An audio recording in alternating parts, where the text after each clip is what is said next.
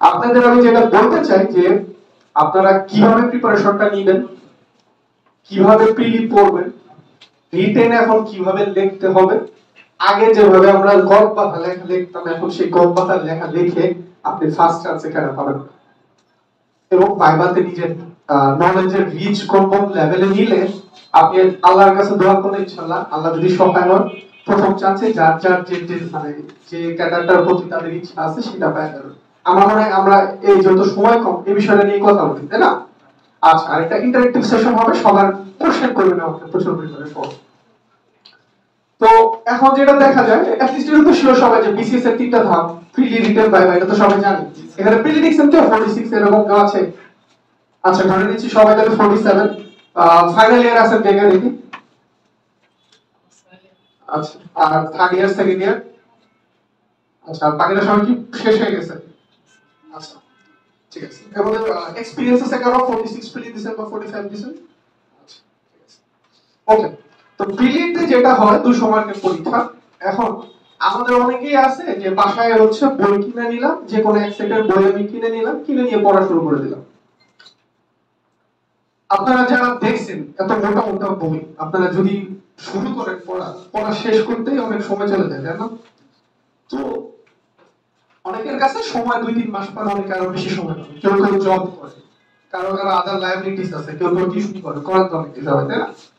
তো এত সবকিছুর মধ্যে আসলে গুরুত্বপূর্ণ ফোকাসের জায়গাটা হচ্ছে পড়াশোনা। আমার কাছে যখন ফিল হইছে যে আমি টিউশনি করে বা অন্য কিছু করে আমার এই ফোকাসের জায়গাটা বা আমার যে জিনিসটা আমি চাইতেছি লাইফে, এই জিনিসটা আমি ধরে রাখতে পারবো না, আমি সেদিন টিউশন বাদ দিয়েছি। এবং আমার জন্য কথাটা বলা সহজ, কারণ আমার ফ্যামিলি এবং এই টাইমটাতে সাপোর্ট করছে। অনেকের হয়তো সেই সাপোর্টটা নেই, তাহলে আমি বলি না বাদ দিয়ে। কিন্তু ফোকাসটা বিসিএস এ যেহেতু সময় দিবেন এবং বিসিএস একটা লং প্রসিডিউর, আপনি যদি ধৈর্য ধরে এই 1-2-3 বছর পুরো বছরটা যদি লেগে না থাকেন, তাহলে দেখবেন যে হারাই গেছে। তাহলে প্রিলি যখন আমরা শুরু করছি, এখন ধরেন প্রথমে বলি বাংলা সাহিত্য পড়তেছে, তো আমরা জানি যে পিসির 11 জনের নাম জানেন আপনারা? পিএসসি 11 জন, তো সেখান থেকে কোশ্চেন বেশি আছে। রবীন্দ্রনাথ থেকে 2-3টা কোশ্চেন আসবে, কাজী নজরুল থেকে কোশ্চেন আসবে, রিলেটিভ আর অনেক জায়গা থেকে কোশ্চেন আসবে, এবং বইয়ের শুরুতে সেই অ্যানালাইসিস জিনিসটা কিন্তু থাকে যে কোথা থেকে কতগুলো করে কোশ্চেন আসে। এখন আপনি পড়া শুরু করছেন, আপনি অ্যানালাইসিস করেন নাই, আপনি জানলেনই না যে কোথা থেকে কোশ্চেনটা বেশি আসে বা কোন জায়গা থেকে রিলেটিভ কোশ্চেন আসে। আবার আমি এক্স কোশ্চেন পড়া শুরু করছি, কিন্তু আমি এটা আইডেন্টিফাই করতে পারি না যে 35 এর পর থেকে বা 40 এর পর থেকে বা 41 এর পর থেকে কোশ্চেনের প্যাটার্ন আস্তে আস্তে চেঞ্জ হচ্ছে। 45 যারা দিবেন তারা জেনে থাকবেন যে 45 এর রিটেনে কিন্তু কোশ্চেনের প্যাটার্ন একদম চেঞ্জ হয়ে গেছে।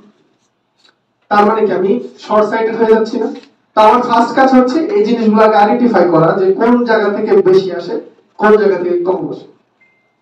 এবং এই জায়গাগুলোতে হয় নিজে থেকে আসলে অনেক কিছু করা যায় না। যেমন আমি এই জায়গার স্টুডেন্ট ছিলাম, আমি এখানে পড়াশোনা করছি, এই দিক থেকে প্রিলিতে আমি সাপোর্ট পেয়ে গেছি পুরোপুরি, যে না আমাদের এই জিনিসগুলো টিচাররা বলে দিছে, যে টিচাররা বলছে যে সমাজ থেকে বেশি কোশ্চেন আসে, এই বিশেষ করে কর্মধারয় পুরুষ সমাজ থেকে বেশি আসে, এই জায়গাগুলোতে ভুল করেন আপনারা, এই জিনিসগুলো দেখেন। এখন তারা বলে দিল, আমি যদি ওইটা নিয়ে যদি কাজ না করে, যদি পড়াশোনা না করি, তাহলে হবে?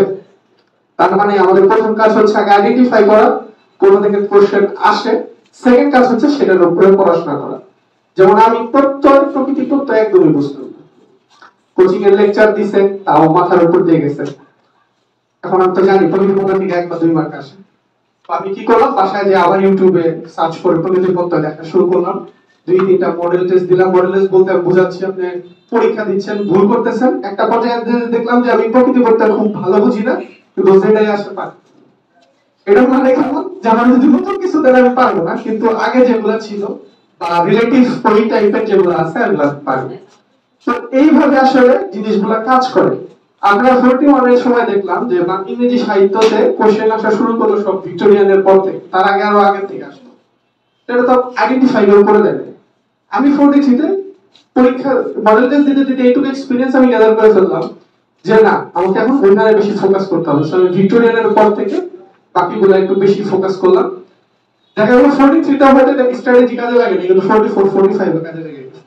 তার মানে 40 পিডি ক্ষেত্রে, পিডি কমপ্লিট করার ক্ষেত্রে আপনাকে স্ট্র্যাটেজি মাস্ট ফলো করতে হবে। দুই নাম্বার জিনিস হচ্ছে আপনি প্রিলি কি বারবার প্রিপারেশন নিতে পারবেন? হয়তো পরীক্ষার আগে দেখতে পারেন কিন্তু বারবার প্রিলি পড়তে পারবেন? এখন আপনারা হয়তো অনেকেই জানেন না, বিসিএস এর প্রিলিটি আমার মতে সবচেয়ে সহজ।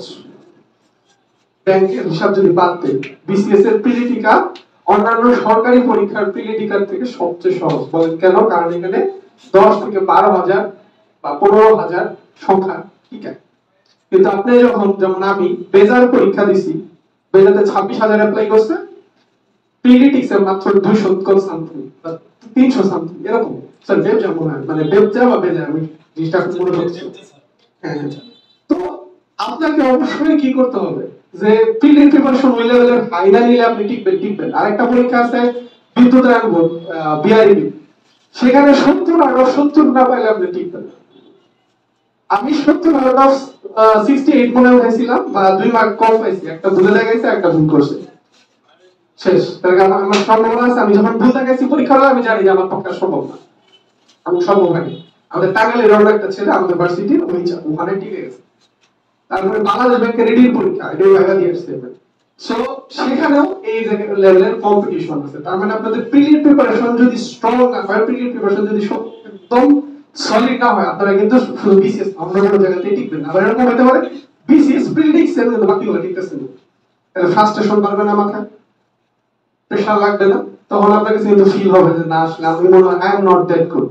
এবং এই I am not that good এটা আমার রেজাল্ট হওয়ার ইভেন 10 মিনিট আগে আমি চিন্তা করছি I am not that good. কেমনে? কারণ হচ্ছে তার আগে আমি 4-5টা জায়গায় ভেঙা দিছি, কোনো জায়গায় হয় নাই। এই লেভেলের ফ্রাস্ট্রেশন ছিল চিন্তার বাইরে। রেজাল্ট দিছে 4:15 আমি ইভেন 4টার দিকে চিন্তা করতেছি, আমি মনে হয় যা ভাবতেছিলাম যে আমি হয়ে যাব, ইভেন আমার ভাইবা ভালো হয়েছে, ইভেন আমার রিটেল ভালো হয়েছে, তারপরে আমার কনফিডেন্স লেভেলটা ডাউন হয়ে যাচ্ছিল। পরবর্তীতে যখন আমি রোল দেখছি, মানে ঠিক আছে খুশি, কিন্তু স্বস্তিটা অনেক বড় ছিল।